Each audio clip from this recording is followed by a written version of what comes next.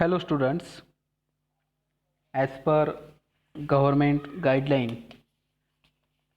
by this year due to the COVID-19 infection, we are not going to take our activity 1.4 Miss Slippery. It is omitted from our syllabus for this year. आपल्या पुस्तकातील 1.4 हा जो धडा आहे miss slippery, हा धडा शासनाच्या आदेशानुसार ह्या वर्षी 25% सिलेबस 25% सिलेबस कमी करण्यात आला आहे. त्याच्यामध्ये हा धडा आपल्याला अभ्यासासाठी ठेवण्यात आलेला नाही. त्यामुळे आपण ह्या धड्याला न घेता त्या धड्यानंतरची जी लँग्वेज स्टडी आहे पेज नंबर 23 आणि पेज नंबर 24 या दोन पानावरील लँग्वेज स्टडी याचा आपण अभ्यास करणार आहोत. कारण ह्या वर्षीच्या अभ्यासामध्ये लँग्वेज स्टडीचा समावेश केलेला आहे. So open your books, come to the page number 23 and 24. Language study. Look, I am going to read. I have kept the page of book in front of you on the screen, so you can attention on the screen also. You will get the idea what I am going to taught you today. So listen carefully. सर्वांनी लक्षपूर्वक ऐकायचे. मी आपल्यासाठी पुस्तकाचं पान क्रमांक 23 हे माझ्या व्हिडिओच्या स्क्रीनवर ठेवलेलं आहे. आपण इथं त्याचा अभ्यास करायचा आहे. धन्यवाद. बघा, some verbs in English do not change in a regular pattern when their tense changes. लेखक असं सांगायला आहे की इंग्लिशमधील काही क्रियापद हे ज्यावेळेस त्यांचा काळ बदलतात त्यावेळेस त्याच पद्धतीने बदलत नाहीत, तर त्या क्रियापदांची बदलण्याची पद्धती वेगवेगळी असते. These verbs are called irregular verbs. असे जे verbs असतात जे वेगवेगळ्या प्रकारे त्यांचं पास्ट फॉर्म, पास्ट टेन्स किंवा पास्ट पार्टिसिपल होतं, त्या क्रियापदांना इर्रेग्युलर verbs म्हटलं जातं. कारण की त्यांचा बदलण्याचं फॉर्म हा रेग्युलर नसतो. Fill the forms of verbs in the following table. 2 are done for you. आपल्याला 2 उदाहरणं सोडून दिलेली आहेत. बाकीचे उदाहरणं आपल्याला सोडवायचे आहेत आणि अशा काही क्रियापदांचा आपल्याला अभ्यास करायचा आहे. लक्ष द्या. पहिलं क्रियापद आहे ब्रेक. BREAK. ब्रेक म्हणजे मोडणे. त्याचा पास्ट टेन्स आहे ब्रोक. BROKE. ब्रोक. आणि पास्ट पार्टिसिपल आहे ब्रोकन. मी तुम्हाला इथं पास्ट पार्टिसिपल म्हणजे काय हे अगोदर सांगणार आहे. पास्ट पार्टिसिपल म्हणजे क्रियापदाचं धातुसाधित रूप, भूतकाळी रूप असंही त्याला म्हणलं जातं. तर लक्षात घ्या विद्यार्थ्यांनो, हे जे पास्ट पार्टिसिपलचं रूप आहे, हे पास्ट पार्टिसिपलचं रूप आपण पूर्ण वर्तमान काळ, पूर्ण भूतकाळ आणि पूर्ण भविष्यकाळ ह्या तिन्ही ठिकाणी वापरतो. म्हणजे ज्यावेळेस आपल्याला एखादं वाक्य पूर्ण वर्तमान काळात तयार करायचं असेल त्यावेळेस अशा पास्ट पार्टिसिपल रूपाचा वापर करावा लागतो आणि त्याच्या अगोदर हॅव किंवा हॅज ह्या पूर्ण काळातील टू हॅवच्या रूपाचा वापर करावा लागतो. तसेच ज्यावेळेस आपण पूर्ण भूतकाळात वाक्य लिहित असतो त्यावेळेस हेच क्रियापदाचं तिसरं रूप पास्ट पार्टिसिपल वापरायचं आणि त्याच्या अगोदर हॅडचा वापर करायचा. आणि हेच जर आपल्याला पूर्ण भविष्यकाळात सांगायचं असेल तर आपण शॅल हॅव किंवा विल हॅव याचा वापर करतो आणि या क्रियापदाचा वापर आपण करत असतो. ठीक आहे. तर अशा प्रकारे आपण वर्तमान काळामध्ये, पूर्ण वर्तमान काळामध्ये, पूर्ण भूतकाळामध्ये आणि पूर्ण भविष्यकाळामध्ये ह्या पास्ट पार्टिसिपलचा उपयोग करत असतो. ठीक आहे. त्याच्यानंतर दुसरं क्रियापद आपल्याला दिले डू. तर डूचा पास्ट टेन्स आहे डिड. बघा, पहिल्या क्रियापदाचा पास्ट टेन्स होता ना BREAK. याच्यामध्ये EA हे जे दोन वॉवेल्स आहेत त्या वॉवेल्समध्ये बदल झाला होता आणि त्याच्याऐवजी ओ हे वॉवेल आलं होतं आणि ई हे पुन्हा एकदा शेवटला वॉवेल टाकलं होतं. ब्रोकन लिहिताना मात्र यन हा काय लागला आहे, प्रत्यय लागलेला आहे. डूचं पास्ट टेन्स होताना मात्र रूप बदललं आहे. डूचं पास्ट टेन्स होताना आपण बघतो तिथं की डिड झाले, म्हणजे शब्दच पूर्ण वेगळा आहे. डू, डिड आणि डन हे तिन्ही रूप एकमेकापासून पूर्णपणे भिन्न आहेत. तिसरं जे उदाहरण आहे ते आहे गो. गोचा पास्ट टेन्स आहे वेंट. लक्षात घ्या, आपल्याकडं आपण इथं लिहिणार आहोत. गोचा पास्ट टेन्स आहे WENT वेंट. बघा, हा ह्या गोचा पास्ट टेन्स आहे. ठीक आहे. तसंच आपल्याला ह्या गोचं तिसरं रूप सांगायचं आहे, ते कोणतं आहे तर गॉन. GONE. गॉन हे क्रियापदाचं तिसरं रूप आहे. लक्षात घ्या, GONE. इथं ई आपण शेवटला असं लिहिणार आहोत, GONE. ठीक आहे. म्हणजे अशा प्रकारे हे गो, वेंट, गॉन असं रूप आपल्याला सांगता येईल. याच्यानंतरचं आहे कम. कम ह्या क्रियापदाचं भूतकाळी रूप आहे केम. थोडा फरक होणार आहे, फक्त वॉवेल साऊंडमध्ये फरक आहे. CAME. केम. केमने ह्याचा पास्ट टेन्स होतो. त्याच्यानंतर जे तिसरं रूप आहे ते पुन्हा तिसरं रूप काय आहे तर कम हेच आहे. लक्षात घ्या, COME हे आपलं त्या क्रियापदाचं तिसरं रूप आहे. म्हणजे कम, केम, कम अशा प्रकारे आपण ह्या क्रियापदाचं तिसरं रूप करणार आहोत. त्याच्यानंतर आपल्याला बघायचं आहे आपलं तिसरं आहे सिंग. SING. ओके. सिंग म्हणजे गाणे. तर सिंगचा पास्ट टेन्स होतो sang. SANG. Sang. Okay. Sang हा त्याचा पास्ट टेन्स आहे आणि SUNG संग हे त्याचं पुढचं रूप आहे, तिसरं रूप. म्हणजे अशा प्रकारे सिंग, सॅंग, संग हे आपण आपल्याकडे रूपांतर करणार आहोत. ठीक आहे. अशा प्रकारे बघा, इथं सिंग हे मध्ये असलेल्या वॉवेल वॉवेलच्या जागी ए हे दुसरं वॉवेल आले आणि पुन्हा यू हे दुसरं वॉवेल आहे. म्हणजे अशा प्रकारे फक्त वॉवेलमध्ये बदल होऊन सुद्धा काही क्रियापदामध्ये दुसरं रूप आणि तिसरं रूप करतात. आता इथं दुसरं रूप दिलं आहे बॉट.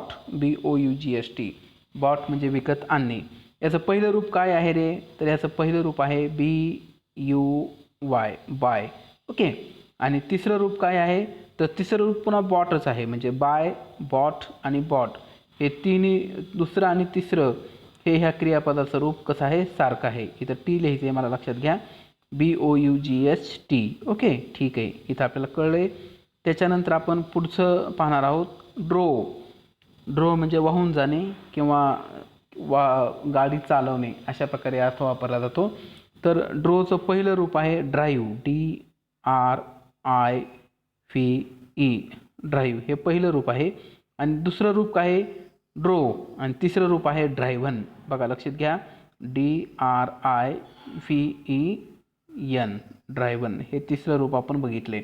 ओके. अशा प्रकारे ह्या क्रियापदाचं सुद्धा आपण काय केलेलं आहे, पाहिलेलं आहे. पुढचं क्रियापद दिलं आहे फेल. फेल म्हणजे पडणे. त्याचं पहिलं रूप आहे फॉल. FALL. फॉल. आणि तिसरं रूप काय आहे फॉलन. FALLEN. हे तिसरं रूप फॉलन. ओके. ठीक आहे. In this way we have completed here some forms of verb. The remaining forms I am going to tell you orally only. I am not going to write them. Okay. तिसरं रूप बघा no. हा मात्र आपल्याला खूप वेळेला इंग्रजीमध्ये वापरलेला शब्द आहे. तिसरं रूप दिले नोन. याचं पहिलं रूप काय आहे KNOW. नो म्हणजे माहीत असणे. ओके. आणि त्याचं दुसरं रूप कोणतं आहे तर KNEW. न्यू म्हणजे माहीत होते. ओके. KNOW नो म्हणजे माहीत असणे. KNEW न्यू म्हणजे माहीत होते. आणि KNOWN न्यू म्हणजे माहीत असलेले. अशा अर्थाने आपण इथं काय करतो तर ह्या क्रियापदाचा वापर करतो. ठीक आहे. आपण सगळ्यांनी ही वहीमध्ये लिहायची आहेत सगळी क्रियापदं. याशिवाय आणखी सुद्धा काही क्रियापदं आपल्याला मिळवायचे आहेत. आता रनबद्दल बघा, आपण आता पुढचं थोडं बघणार आहोत. ते कुठलं आहे तर रन ह्या क्रियापदाविषयी आपल्याला आता थोडा अभ्यास करायचा आहे. रनच्या बाबतीत काय सांगितलं आहे तर रॅन आणि रन हे 3 असे आपले इंग्लिशमधले रूप आहेत. RUN run. ओके, रन म्हणजे पळणे.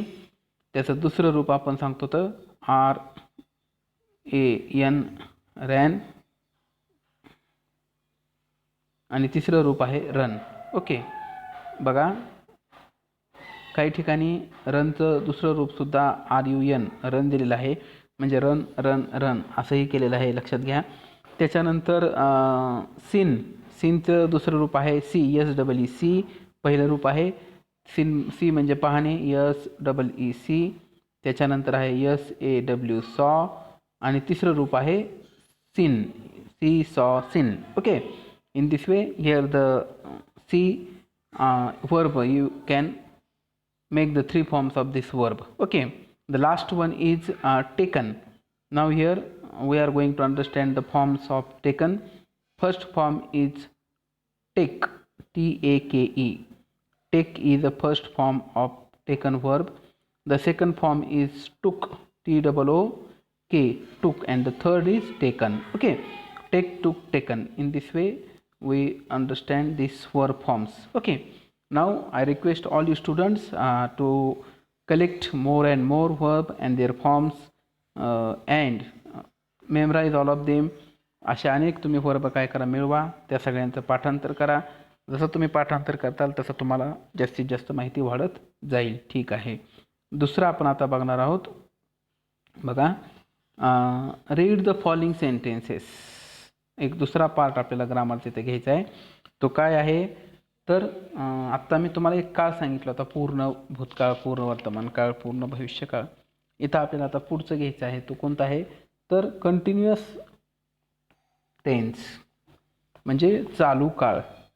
चालू काळांची रचना कशी असते याच्याबद्दल सांगितले, मी वाचणार आहे, नीट लक्ष द्या.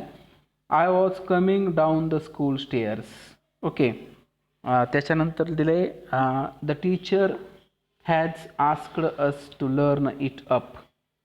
In sentence A, the verb indicates an action that is continuous or in progress at a particular time. Okay, look at the sentence first. Sentence A, I was coming. In this sentence the action is continuously going on at present. Okay, at past, in past. Okay, in this way we understood that was coming. Here action is continuous. Was coming म्हणजे काय तर भूतकाळात क्रिया चालू होती, तो येत होता, म्हणून त्याने सांगितलं I was coming down the school stairs. मी शाळेच्या पायऱ्यावरून खाली येत होतो किंवा खाली येत होते, अशा प्रकारचं वाक्य आहे. म्हणजे भूतकाळात सुद्धा क्रिया कशी आहे, चालू आहे. दुसऱ्या एका वाक्यामध्ये मात्र तसं नाही आहे. The teacher has asked us to learn it up. शिक्षकांनी आम्हाला ते शिकण्यास सांगितले. आता सांगितले याच्यामध्ये क्रिया चालू नसते.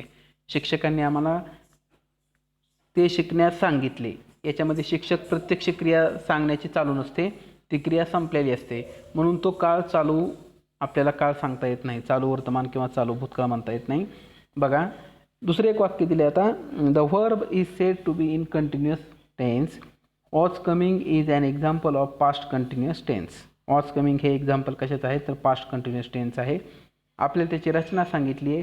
कशी रे त्याची रचना, ऑक्झिलरी वर्ब.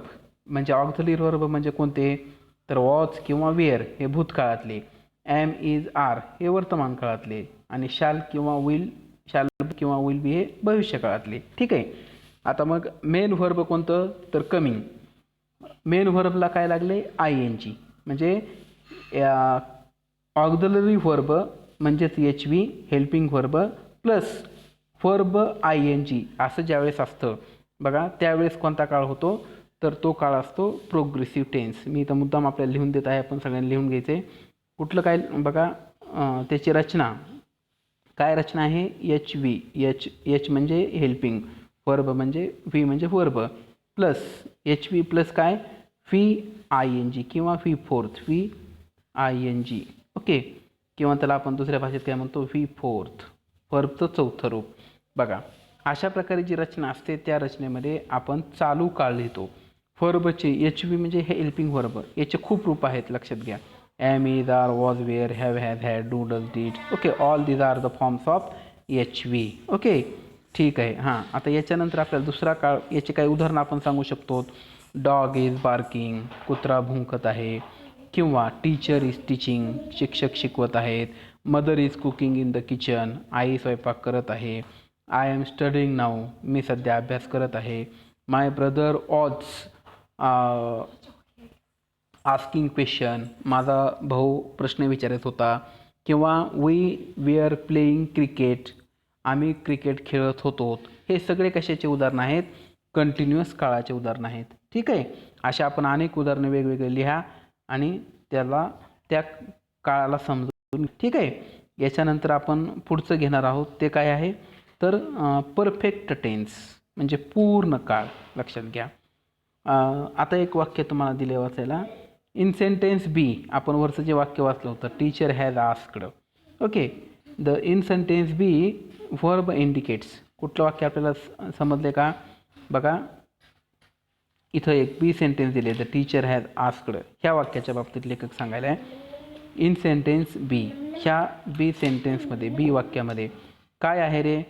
तर ह्या बी वाक्यामध्ये the sentence in sentence B, the verb indicates an action that is complete at particular time.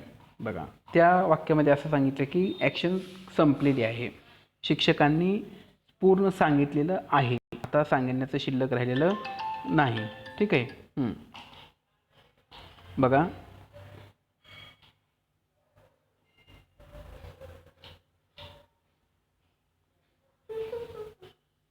शिक्षकांचं सांगून झालेलं आहे ऑलरेडी. ओके. मग आता इथं काय सांगितलं ह्या वाक्यामध्ये?